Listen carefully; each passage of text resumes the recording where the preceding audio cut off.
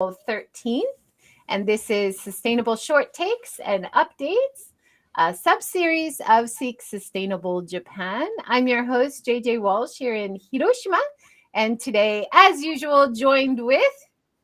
Hi, I'm Tova Kinoka, and I'm just outside Yokohama. And hi, I'm Shirley, and I'm also living in Yokohama right now. Yeah, and once again, we are so jealous of your pool, especially now as the weather is getting warmer. Yes, it's perfect. I've never actually seen a house in Japan that has a pool. I would love to see more. Yeah, we have them a lot in Hawaii. Yeah, virtual pool is better than no pool, right? Well, you can imagine. It's very zen, right? You can drink tea from an empty teacup, but surely you can swim in an imaginary pool. That's true. I talked to a woman yesterday, and she remodeled an old 300-year Japanese house, and she restored the garden and the pond. So I guess a lot of Japanese houses, you have this beautiful pond, right? And she put in goldfish, not carp. Huh. Yeah, it was really interesting. So anyway, I'll just give a shout out to that talk. Go in and listen to the talk with Shelley Clark. She has done a beautiful job restoring this and like inviting people from the community to be a part of her chaya cafe that she started. And then she has a lodge in one of the buildings. And then she's taking one of the storehouses and converting it into onsen bath, like a hot spring bath. Oh, sounds amazing. Where is that, JJ? That's in it's in Shizuoka Ken. So it's in a small village. She said her neighborhood has only 70 people. This is the cafe that she's remodeled. She's used so many of the original wood and sliding doors from different parts of the house and made this beautiful, stylish old cafe. I love it. And serves coffee, local tea. She lived in Italy for a while, so she serves espresso. She makes muffins. So very simple, but the area is famous for tea. So she also has a lot of local tea available. But yeah, I was really impressed with all the stuff that she's doing. And she found some treasures in the house, in different parts of the house. So she found an old koto. Oh, wow. And her neighbor said, oh, you should learn how to play it. That's a really nice one. So now she's doing koto lessons and learning how to play a koto. Her area is famous for kagura, so she's learning how to do kagura in the area as well. It's really It's great to hear about someone who's just so passionate about old heritage and culture and trying to be a part of the next level of the area's history. I love that. That's wonderful, and so much we can learn from that as well. So much wisdom has been lost, so it's wonderful to see people actively preserving it. Yeah, absolutely. So I can't wait to go and visit as well. Isn't it gorgeous? But yeah, like your pool, Shirley, in your bag. So she has views of the pond and garden, which I thought was lovely. And it was totally demolished. Like she had to rebuild the whole thing. Amazing. Now, Tova, switching gears, you have a big topic to give us a little bit of some of the key points today from the IPCC report. You want to dive in there? Right. Yeah. So this is the big one, right? I think people have probably seen it popping up in the media. There's been discussion on practically every sort of media channel that you can think of. So one article I found particularly kind of useful as an overview was from The Guardian. And you can see from the headline, it's over for fossil fuels. Difficult to say first thing in the morning. So this is something that those of us working in sustainability have been talking about for a long time, but it's really encouraging, I think, to see it so boldly stated here. The report sort of opens up with the fact that we've got 30 months now. That's a really short time when you start talking in months, right? So 30 months before the world, the global greenhouse emissions need to start to fall. Otherwise, we are there is no hope that we will hit the target we need to stay within to have a livable planet. So that was a really, really stark warning. Obviously scary, and I know that a lot of the individuals I talk to, and the companies as well, sort of can get a bit overwhelmed by this. Sort of, where do you start? And just, like you're scrolling through there's so much in this report. There's so much to think about, to take into consideration. But the good thing I think about this report is where previous IPCC reports have focused very much on, what is happening, what's going on, what is the science, what is it telling us, why do we need to change the way that we're living and working. This one focuses very much on what needs to be done. It's very specific about that. So the big one is the shift away from fossil fuels to renewable energy. And it also talks about sort of more day-to-day lifestyle choices as well, thinking about what we're eating, how we're moving around, how we're sort of buying and using clothes and other items in our lives. So it gives some very specific, concrete sort of ideas of what needs to be done. And the encouraging part of that is that a lot of the shifts are not really that difficult. We know what to do. We have a lot of the technology. Yes, there are still areas like carbon capture that's still rather controversial, that we're going to need help from technology as well. And some of that is at a very early stage and needs a lot more development. But a lot of the big solutions we already have there. It's a case of will we, not can we. And Al Gore has been saying this for decades now, right?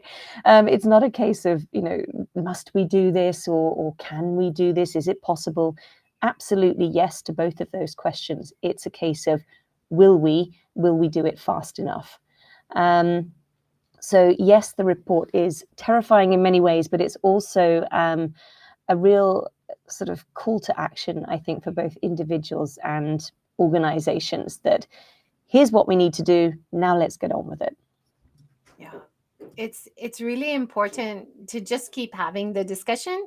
And one thing that I really like, which I pulled from the Guardian article, this quote from Steve Trent at the Environmental Justice Foundation. He's saying we must be clear that decisive action on climate is not a cost. It is an investment, not just in our future, but in our survival. It must be the greatest cost saving of human history. And I think this is the mindset shift that you were talking about last week, right, Tova? That it is a chance. It's an opportunity to save our future. It's not a cost, right?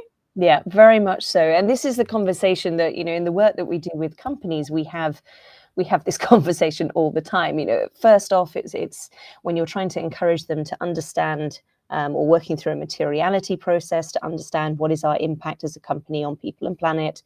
What are the targets we need to be setting? How are we going to achieve those? And there generally are costs involved with achieving those targets. Yes. And so very often the first reaction is, oh, that's expensive. We've got to move all our fleet of delivery trucks to EVs, or rethink how we distribute or package things. There is cost involved initially, absolutely. But as the quote in the article says, this is an investment in the future. If they don't do this, or if we don't do this collectively, the costs further down the line are just absolutely astronomical, both in terms of the impact, the negative impact on our lives, on our planet, on our habitats, but also for companies, the cost of not reducing carbon emissions, the carbon taxes that are coming in now, or the human rights issues as well, the regulations getting ever tighter on this. There are massive financial implications if they don't meet these goals. And those are going to be getting stricter and stricter. We see the EU already sort of really steaming ahead on this, and Japan is following very quickly with new regulations coming in around reporting and so on. So, this is going to bite if they don't sort of do what's needed up front. So, it's an investment. It's not a cost. Absolutely. And before we started, we were discussing a little bit about energy issues. And of course, energy is such a main focus. But like last week, end of last week, I did a walking tour. I've started doing more walking tours around Hiroshima, around this beautiful facility, which happens to be a garbage incineration plant. And it's really, they spent $400 million creating this with a really famous designer. It is in the movie Drive My Car. If you know that recent Japanese film, and this is it. It's absolutely gorgeous facility. It doesn't stink, right? But I had some great questions from people who joined my tour. What happens to the ash that's created? Because the garbage is burnt. What happens to the ash? And I was like, I haven't really thought about that. Reading that, most ends up in landfill. Most is toxic because of a lot of the things that are burnt. What is one of the major things that are burnt in Japan? Plastics. That's why it's toxic, right? What is another major thing that's burnt in all of our garbage systems? Food waste. So if we create more, as individuals, there's things we can do, but create more regulation, which makes it mandatory for composting, which regenerates our gardens and land. Take plastics out of our incineration chain, because it is now included in renewables, because when they burn the plastics, they're generating energy. So that's how it's classified as a renewable energy source. So even the terminology needs to change, because that is not renewable. We do not want to be burning plastics and creating toxic ash, which we have to deal with, right? So if it was just plant matter, burnables like paper materials, wood that was being burned, we could reuse that ash in different ways too, right? It's an excellent fertilizer. So if it's not toxic, it's complicated, but it's not. If we're transparent and being honest about our systems, there's a lot of ways we can improve as individuals, as companies, as policymakers in government, right? Yeah. And that's something else that was called out in the report, actually, by in the responses to the report by Antonio Guterres, the head of the UN, saying that really companies and governments as well are saying they're doing a lot of great stuff on sort of renewable energy and other climate measures. A lot of it is greenwashing, to put it simply. And he said, he was very blunt and said, if they say they're doing this, and like you say, they're sort of twisting words in a way to make it sound as though it's something better than it is, blatantly they're lying. And this is something we've discussed before on this show. It's not a new concept, but it's something I think, because of the pressure to do stuff, right, to take action, companies are putting out all kinds of claims and things, but do those stand up to scrutiny? And I think we've got to be very, very careful, when we hear about thermal recycling of plastic, like you say, actually, is that a positive thing? What are the sort of the downsides of that? So yes, it takes the plastic out of the system, but if it's producing toxic ash that we don't have a use for, then that's not helpful at all. So we really need to look into those claims carefully. Yeah. And I'm very aware, since I made personal challenges not to use PET bottles for any drinks. You realize how there are no choices now besides PET bottles in most stores. And so in the convenience store, the only drink that's not in a plastic PET bottle is the Genki drink. So I've started drinking the glass metal bottle, which can be recycled, which is like a little tiny lemon fizzy drink. I would love to have more choices, as a consumer, but if I'm not strict with myself, I don't even notice that.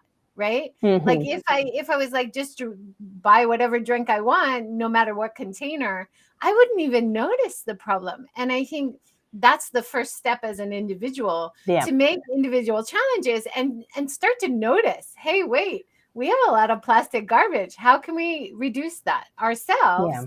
And then you start noticing it around too, right? Very much so. Yes. Yeah. Those behavioral changes need to happen at so many different levels. And that's something for the first time the IPCC report has mentioned, actually. It's the first time that they've talked about the behavioral changes that need to happen, the social science behind tackling the climate crisis. So I think it was encouraging to see that.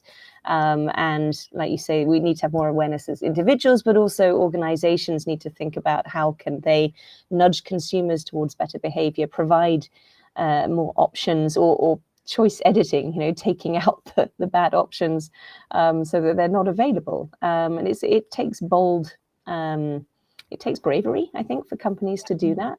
To disrupt their own model. And remember that corporate companies, government, they're made of individuals, Absolutely. right? So if we can get individuals to change, yeah, individuals are also inside companies. Individuals are also inside government. So if we target individual change, it should help policymakers as well, right? Yeah, And people in power. that's very true. And I was just looking at carbon footprint the other day, and it's like when we look at the major contributors for carbon footprint, it's food consumption and food like production. So and it comes mainly from beef and like the poultry thing being done. But yeah, like it is there because there's such a huge demand. Yes. If people at an individual level they say that okay, we don't have to stop eating, we can, even if we like reduce it to not having it every day, that's going to be such a big change in reducing the carbon footprint and not like having our global temperatures.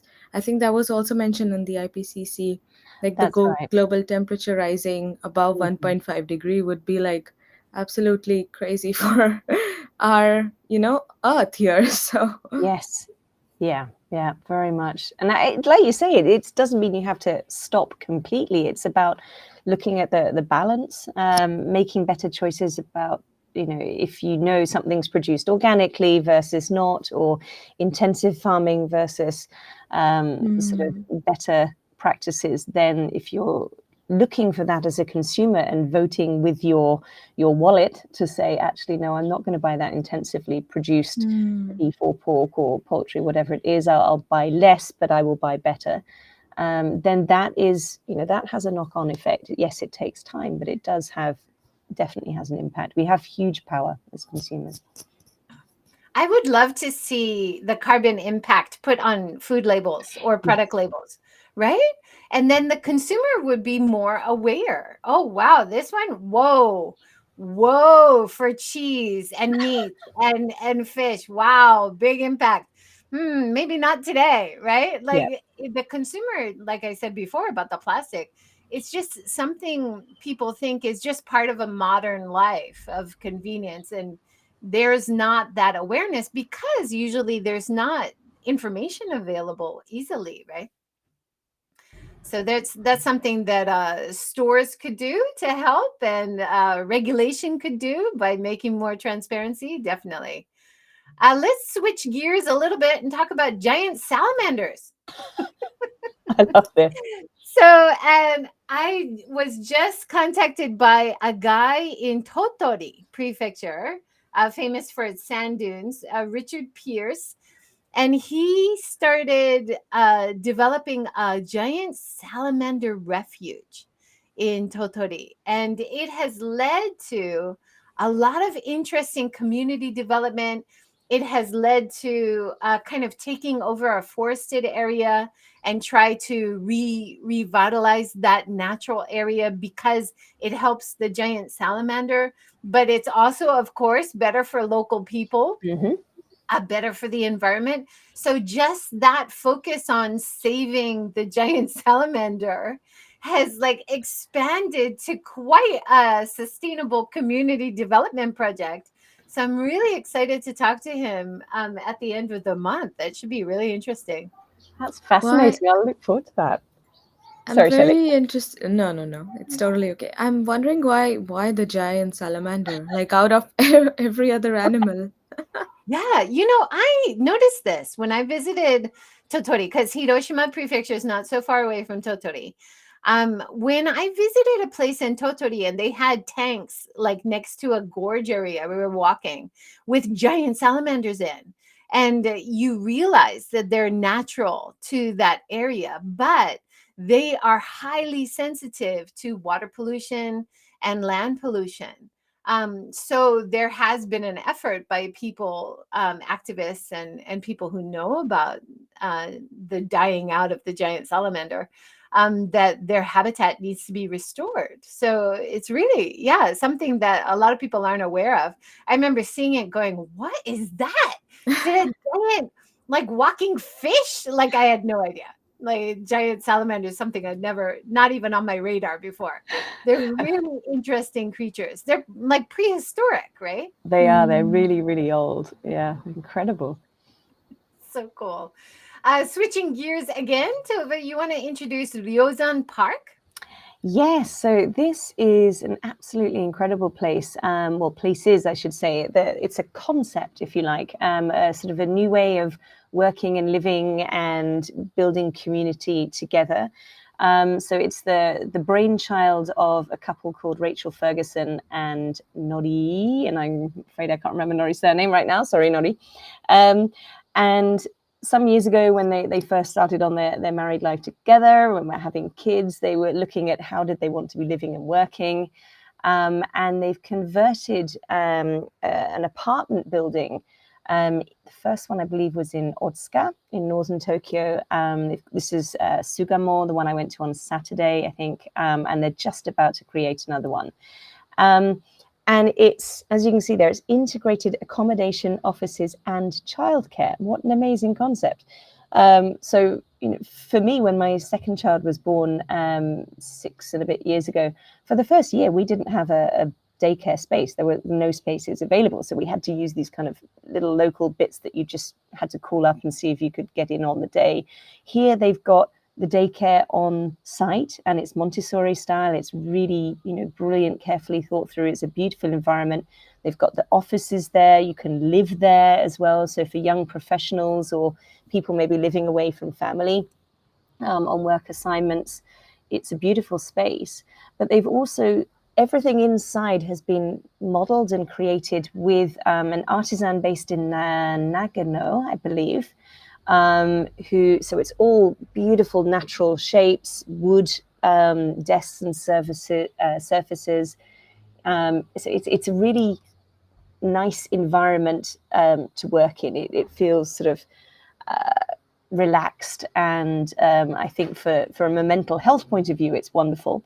But it's also the fact that it's got this community there is really quite incredible. So they're also doing a lot of community interaction, community events. They've got like a sort of a beautiful lounge area where they can have pop-up shops and things. Local artisans can come in and have it for a morning or a day. They've got a kitchen there, as you can see. They can do food events, wine tastings. There's so much that you can do with it. So it's just an incredible concept. I think the vision they had in creating that is quite something. So they're just creating a new one now that's going to have a really strong sustainability, community and family focus. And I'll be meeting Rachel soon to find out more about that. So I'll look forward to talking about that in more detail in the future. But go and have a look at this. It's really quite an incredible space. Yeah, it looks wonderful. And I saw that they had a rooftop gardening area for people living there, or maybe to introduce growing your own food to the kids as well. So that collaboration between education, safe working areas where a lot of working mothers would be very grateful to have some daycare as well. Shared living spaces in expensive Tokyo where, the accommodation and workspaces are quite expensive. Like they've got a gym and everything. It looks really good. Thanks, Tova, for introducing it. Yeah, thank you. And plus the networking aspect, you get to meet so many like-minded individuals. I think that's really cool. Absolutely. And I think that's really part of their concept. They wanted to bring people together and create a space where you've got your own place. You can go back to your room and you can work there, and there are sort of private meeting rooms or booths. But there's also that that opportunity just to talk to others and spark ideas and collaborations. So it's a great concept. Yeah, I think was it Ryozan Park? Sorry, I wrote Ryozan House in the chat just now, but there's the link there. Yeah, interesting. I had an interesting conversation the other day with a farmer who I've interviewed many times, and Thomas Klepper, and he's going to be on the show next week, Tuesday, actually, at 5 p.m., giving us an update on his work. You can see his sheep there. He's been breeding sheep and using the wool. His partner has a textile shop with natural dyes, so they're reusing the wool and natural materials there as well. But what he has realized is that his farm area was a derelict citrus farm, and he's turned it into a vegetable farm and balancing raising animals and using animals and raising food as well. Now he's taking over more of the abandoned buildings around the area, and he's got a great vision for the future about cafes, craft beer places. His partner's textile shop is going to come over. So it's creating like a beautiful, sustainable community from a dying neighborhood. And a lot of the buildings that he's taking over, like beyond repair, but he's finding beautiful old beams, which are worth salvaging, and the frame of it can be reused. So he's just, I don't know where he gets the energy for all of this stuff, but he's got such a great focus on community building and inviting people to be a part of it in terms of education, training, as well as food generation. So I'm really excited to talk to him and learn more about his vision as well. Are they But in I Japan? think that it's connected to that idea of the shared community space, even in the big cities, right? Yeah. Up the hill from where his farm and area is an abandoned hotel. So I told him in the future you should take over that hotel as well. You know, then you have a big old hotel where people can stay and then go down into the gardens and community spaces. Wouldn't that be great? All these dying areas around Japan, if people move in with that kind of vision. Yeah, and I think Shelley, you were asking where was this, or Yeah, I was wondering if it's in Japan. Yeah, in Hiroshima. Oh, that's cool. On the island of Mukaishima, which is just opposite Onomichi, along that famous Shimanami Kaido route. Thomas is doing great stuff. His farm is called Pitchfork Farms. I get a monthly delivery of his beautiful vegetables every month. So you can sign up for a subscription box and support him if you're living in Japan. Yeah. One more thing I wanted to mention in the last few minutes was the upcoming Minka Summit. Oh, yes. Which is coming up on the 22nd to the 24th in Kyoto. So Shelley Clark, who I talked with yesterday, she's on a community development panel. Rebecca Ottawa, who's an author, she's written many books on Kyoto and living in Japan, is also on that panel. Alex Kerr, Asby Brown will be signing their books, as well as Rebecca Ottawa as well. There's lots of great talks. You can sign up to go and visit. So I'll be speaking as well. You can sign up to go and visit some of the old, beautiful Minka or kominka, the old houses that are now for sale, that you can go around with experts who will tell you what things to preserve, what structures are good to look out for. So even if you're not interested in buying an old house in this area, it's a great way to learn about what you should be looking for if you're interested in buying one of these old traditional houses anywhere in Japan. And I think even in Tokyo and Kyoto, you have some of these beautiful houses which are worth preserving, right? Very much. I Totally. mentioned when I talked to Alex Kerr most recently, and I said, isn't it about 90% of houses, all these beautiful old houses are destroyed and 10% are preserved? And he's like, no, much worse. It's like 1% are preserved. So it is really shocking that we're losing this vital asset of a beautiful appeal of Japanese culture and tradition, and they're just being knocked down, and not even the pieces that could be reused are being reused. Yeah. So it's so exciting to be a part of this wonderful event, and I hope it helps to spread information and awareness, as well as practical training for people who are interested in buying these properties. Like the one I introduced, Shelley's place, that beautiful 10 building, $100,000 US only to buy it. It's a serious bargain. Yeah. Like if you're compared to any property in other countries, and gorgeous buildings you can preserve, right? Yeah. And the carbon footprint, or the environmental impact of renovating versus building new is considerably less. So it'd be great to see from that aspect, as well as the cultural one, to see these places being reused. Yeah, absolutely. And for me personally, I'm excited to see a lot of Alex Kerr's salvaged antiques, which he's gonna have for sale at the Minka Mall.